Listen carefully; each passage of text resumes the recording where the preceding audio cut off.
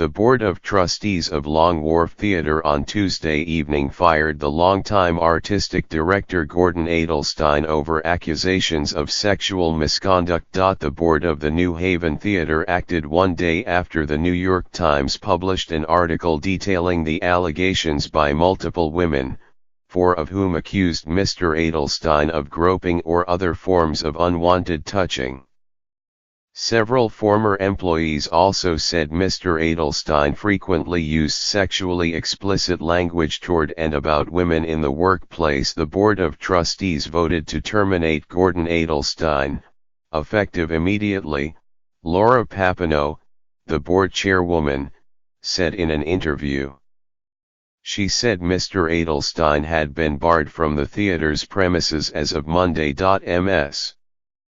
Papineau said that board would hire an independent agency to conduct a review of the theater's procedures for reporting misconduct, and that implicit in that is a desire to understand what went wrong during Mr. Adelstein's tenure. "We want to do better," she said. "All of this reporting has brought to our attention things that we did not know about, and we feel strongly that going forward we want to know." The board met for 100 minutes over pizza in a rehearsal hall at the theater. Ms. Papineau said there was no debate, but that people needed to air the emotion and their reaction to all that they are reading and seeing and hearing for the first time. She said that the theater had hired an expert in workplace culture to speak with the staff, starting with rank-and-file employees. In the short term, she said, the theater's managing director, Joshua Borenstein, will assume both the artistic and the administrative responsibilities of the theater on an interim basis, while the board determines how to select a new artistic director. Ms. Papineau said the theater would go forward with the opening Wednesday night of a play, Office Hour, and is well on its way to pulling together its next season. "We want to be a fair, open, and equitable workplace, where people feel comfortable coming forward, and we have to do the right thing," she said.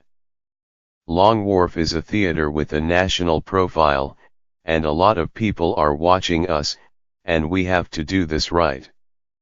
In a written statement, Ms. Papineau added, "We must ensure that nothing like this happens again," and said this is a time that demands sober self-reflection and openness. Multiple former staffers have said Mr. Adelstein's behavior was known to administrators and board members at the theater, but Ms. Papineau has called such an assertion misleading. Long Wharf has acknowledged that its board knew about 3 complaints against Mr. Adelstein. Kim Rubenstein, a former associate artistic director, said he harassed her over a long period with behavior that included masturbating in her office. Jackie Farrelly, a former props supervisor, said he used the word skanky to describe an actress.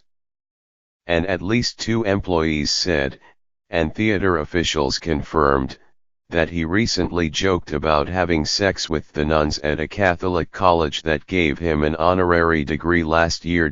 As news of those allegations and others became public, the Seattle Times reported that an actress said she was groped by Mr. Adelstein in 2002, as he was wrapping up his tenure as artistic director of a contemporary theater, ACT, there. And in Houston, the Alley Theater said it had removed Mr. Adelstein as director of a coming production of Satchmo at the Waldorf, a one-man play about Louis Armstrong by the Wall Street Journal drama critic Terry Teachout. Mr. Teachout will now direct the production, which begins next month. Mr. Adelstein, 63, has not responded to several requests for comment, including on Tuesday evening.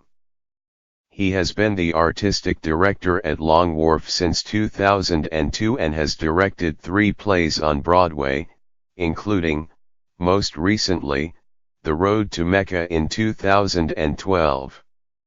He also has directed at Long Wharf and other theaters.